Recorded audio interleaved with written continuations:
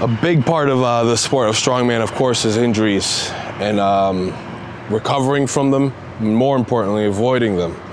Because getting strong should be a steady path with little to no hiccups. Every time you get an injury, it will slow you down. I don't think it's important to necessarily work harder, but work smarter. Because a lot of people get into this method or this ideology of just grinding and pushing through whatever pain they're feeling and going in and hitting weights hard no matter how bad they feel. Don't buy into that. You got to listen to your body and just follow a plan, a steady plan that slowly builds you up in strength, because injuries start to happen when you get greedy with your strength and start getting stuck in a lifting heavy and hard mindset, which unfortunately did happen to me. My whole life I've taken a lot of pride over my ability to stay healthy and uninjured. And that's because I was very patient with my strength. It was really rare that I got tweaks of any kind, and when I did, I took all the time I needed to recover from any kind of tweaks or pains I was feeling, so that my body was always fresh. However, when I started getting invited to more shows and then getting paid for it, I had more of a pressure to keep up my strength, to basically stay at a peaked level for a longer time, which involved more heavy lifting and less energy and time to do recovery work. And just last year, it all started hitting me real quick, because I got into this state that I was talking about of just pushing through the pain. And the way it all started, because before I was injury-free, was last year. I was almost made into the Arnold Classic through points in previous contests, but right 2 weeks before the show, Big Z drops out because he had nerve damage, and I'm the next guy they called up, and they pulled me into the Arnold Classic Strongman Ohio show, which is the heaviest contest in existence. And so here I am 2 weeks out.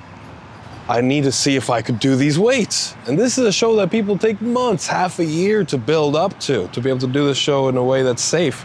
And I throw on this 500 something kilograms in a frame just to see if I could pick and carry it. And I do. 30-foot run. It's a contest weight. And right at the end of that run, I feel a little, and hence I pulled a nerve. Next day, I couldn't even lift up my right arm beyond this point. The muscle was just completely shut down. My brain was not connecting to my deltoid anymore, and it wouldn't activate, and neither would my bicep. Very low activation. So 2 weeks later, I'm freaking out. I'm going through depression, denial, and anger, and some of the worst emotions and turmoil I've felt in my life, thinking my strongman career is over. But I compete anyways. 2 weeks later, in the Arnold Classic Ohio, placed top 5 in the first 3 events with just one arm, because it was just a yoke carry and deadlift, and then the frame that I originally dislocated my shoulder and damaged that nerve. But the deadlift, I got up to 900 something pounds. The yoke carry, I believe, was 1,550, and I ended up taking top 5 in that. And then the same frame, that was 1,100 something pounds up a 30-foot ramp. Didn't quite make it all the way, but still good for top 5. Then the last 2 events, when it came down to the throwing and the pressing, this arm was useless and I couldn't do anything. So 2 months go by and I'm just doing everything I can to get this arm back. I'm doing nerve flossing, stretching, and just any kind of arm circles every single day to keep learning to communicate with that arm again. And right before World's Strongest Man, lo and behold, my arm comes back, at least the motion, but my left deltoid is almost twice the size. So then I compete in World's Strongest Man. That's the year I took 4th. It's likely I could have even done better if I didn't have that injury. After World's Strongest Man, I get invited to UK Summer Mania show, a big show in Southampton. And I won it. And then 1 week later, I go back into heavy training because I'm getting invited to more and more heavy shows. This would ideally be the time I pull back, start lifting light, and allow my nervous system and body to recover. But I'm starting to get into that phase where I couldn't say no. So I'm getting ready for my next contest, already lifting heavy. And I go into doing this gymnastics motion that I hadn't done for a year. It's called a back lever. It's when you hold a bar behind your back and you straighten out your body to be parallel with the ground. And because of my nerve damage, I had stopped doing it. And normally this is a way I would wake up my body and kind of get warm up for a strongman session. I love doing calisthenics, by the way, to warm up for a strongman workout. And I go to this back lever and I feel my pec tore. And I jump down and there it is, a pec tear. It's something I should have been slower to introduce into my training again. I had been the heaviest I've ever been. I should have known better to do the easier progressions, but I jump right up into the full-on back lever, hold it, tear my pec, go into surgery weeks later, get that healed up, and now I'm forced to do 3 months of light work. And then basically, again, push comes to shove and I have to get ready for a show. My pec just finished healing and getting ready for the LA Fitness Expo, that show that won me my pro card. This would be my 4th year competing the LA Fitness Expo in a row to hold my title. And the week before it, I go to lift up a telephone pole, emulating one of my friends' techniques for it, which I knew was just an awful. Basically, I always deadlift with a very tight and arched back. It's like a plank. And my friend basically does this telephone pole lift with a very rounded back. And his go up quicker. So I thought, screw it, I'm gonna give it a shot. And there was 700 pounds loaded on it. Of course that's stupid. If I'm trying a new technique, I need to lift lighter and just progressively build up to it.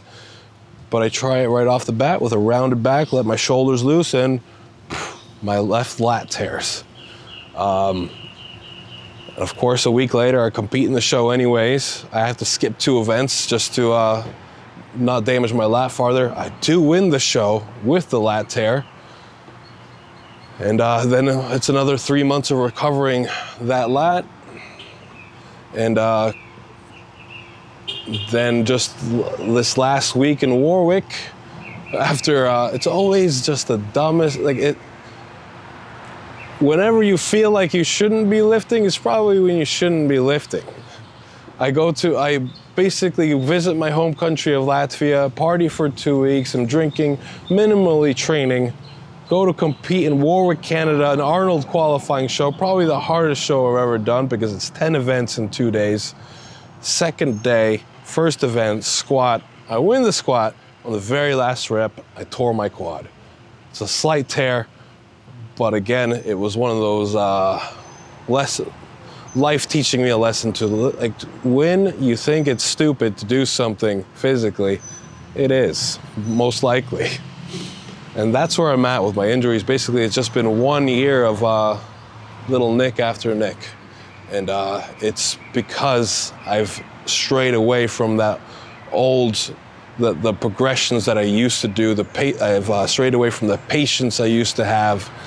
And I've become a little bit more reckless and overly confident with my strength and just believing I could lift heavy weights all the time when I've known for a decade or more that that is not the approach you should take.